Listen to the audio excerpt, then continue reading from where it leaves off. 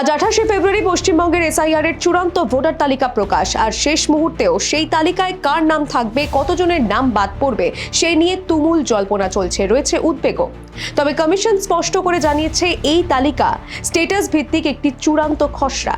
এই তালিকা সব দিক থেকে সম্পূর্ণ ফাইনাল নয়। এই তালিকায় 3টি ক্যাটাগরি থাকবে, যে ক্যাটাগরি নির্ধারণ করবে আপনার ভোটাধিকার নিশ্চিত কিনা।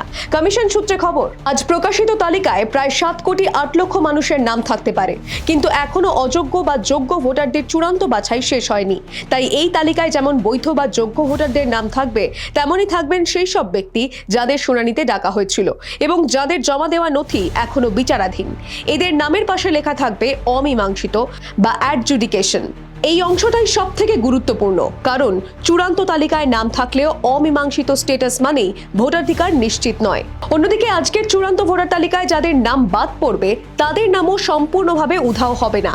তালিকায় তাদের নামের পাশেই স্পষ্ট করে ডিলিটেড স্ট্যাটাস লেখা থাকবে, অর্থাৎ বাদ পড়া ভোটারদের তথ্য তালিকায় চিহ্নিত থাকবে। এই অমীমাংসিত স্ট্যাটাসের ক্ষেত্রে নথিপত্র আবারও খতিয়ে দেখা হবে এবং তারপর একটি সাপ্লিমেন্টারি তালিকা প্রকাশ করবে কমিশন। সেই তালিকায় যদি নাম থাকে, তবেই ভোটাধিকার প্রয়োগ করতে পারবেন ভোটাররা। আর যদি সেই তালিকাতেও নাম না আসে, তাহলে ভোট দিতে পারবেন না। ফলে আজ চূড়ান্ত তালিকা প্রকাশ পেলেও বিপুল সংখ্যক ভোটারকে চূড়ান্ত অনিশ্চয়তার মধ্যে অপেক্ষা করতে হবে সাপ্লিমেন্টারি এই তালিকার জন্য। তবে কবে এই সাপ্লিমেন্টারি তালিকা প্রকাশ পাবে তা এখনো জানায়নি নির্বাচন commission. Bureau report, the wall news.